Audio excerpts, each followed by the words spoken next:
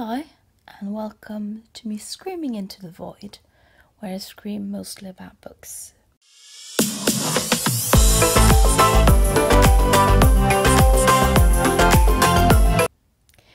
I have a project about reading one book from each country in the world. I have a video down below where I show my picks. I'm doing 5 countries based on the Marble Factory World Marble Race. That's a sentence. And one of the picks I have now is for Ethiopia. And this is the Norwegian translation of Love to the Grave by Haddis Alemayehu. This book, Love to the Grave, is one of the most known Ethiopian books, not just outside of Ethiopia, but has sort of been described as one of the cornerstones of Ethiopian literature. The book is about sort of a love story between a farm boy and noblewoman. This book was originally written in Amharic, which is one of the national languages, and then the one that's translated it into Norwegian is Reidulf Molvær. Now, the book is about the daughter of a noble family and a farm boy falling in love, which is a very classic story, no matter how it ends up. And this book is about Ethiopia during the 1900s. One interesting thing about Ethiopian history is that Ethiopia was never officially a colony like a lot of other African countries. It is quite a tome of a book, so it's going to be interesting too. I am about 70 pages in, and it's absolutely amazing book. As you can see, it's quite a tome, so I was sort of worried that, oh, is this sort of going to be a long read? But the pages are, I'm just flying through the pages because there is so much things that are happening in regard to the characters, and it's quite clear what characters we are about, what's the story about, and it's very, very interesting how both in the use of how the families are interacting with one another. And a thing that it was shortly mentioned when I started reading a bit about the book, but Christianity plays a very big part in this book. And what's interesting about the Christianity in this book is that it's very clearly Ethiopian Orthodox Christianity, which is a form of Christianity which just exists in Ethiopia. Ethiopia was the second country in the world to make Christianity their national religion after Armenia. And I think it was about 300, 400 AD. And Christianity plays a huge part in Ethiopian culture because of this. And it's quite interesting to see how, for example, they're talking about the roles of priests, which is a way of understanding priests that I've never encountered in sort of any other places, because Ethiopian Orthodox Christianity has its own rules and its own culture. Loving the book, understanding why this has sort of grown into such a huge book in Ethiopia, and interesting to see. I need to continue reading. Just 70 pages in, and it's over 600 pages. So we'll see if it manages to keep up pace. I'm about a sixth through Love to the Grave, and I'm really enjoying the book.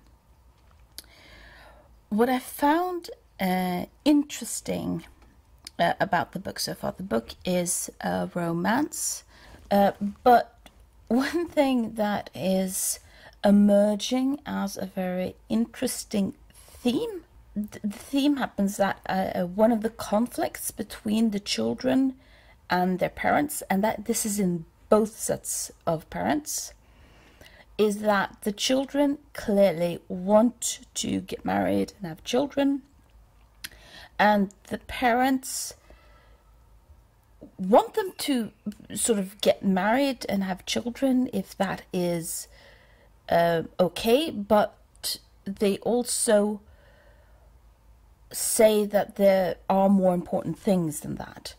So, for example, the parents of the noblewoman says that they would rather have her never marry than marry below her station. And I found it very interesting, this theme that was emerging about parents not necessarily wanting their children to get married if other things was at stake, because that's not really a common theme to emerge so clearly from a book, at least not in my knowledge. When sort of it is a universal aspect of most cultures that you reproduce, you have children, and while not every person in a society is put in a situation where they have children, but it's still very, very universal that you want to have the next generations in a society, and having the parents sort of disagreeing with that is very, very interesting. And there is another character that is directly commenting on that sort of highlights this theme, which in Norwegian is called særlingen, and being sær means being weird. So you could also call him weirdo if you're going to translate it into Norwegian, but mostly I connected with a fool. And the reason why I say a fool is that it brings the idea of the fool as an archetype that you find in, for example, Shakespeare, where the fool is very often the character in Shakespeare literature that speaks the truth, and very often speaks truth to power. Now, what I don't really know yet, and maybe never will, because it might be a part of the sort of Ethiopian culture aspect of it, is of course that when the book is sort of saying that it is important for children to be allowed to get married and have children, and that's the purpose of life, and parents standing in their children's way is going against nature. I don't really know if he's just saying that to highlight the importance of children being allowed to get married, or if he's actually commenting on Ethiopian traditions that were a hindrance. Sort of is this book a philosophical book in stating what makes the world goes round, or is it more a political book talking about the sort of social structures that he is critiquing?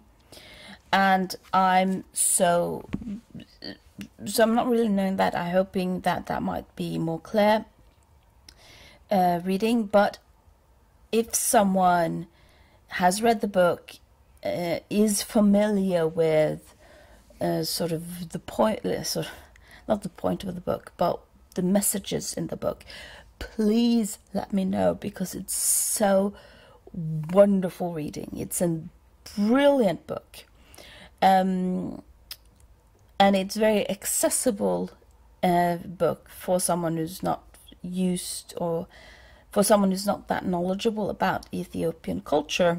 But I would really, really like to know more about the cultural context of the book. So this is a social book. It very clearly...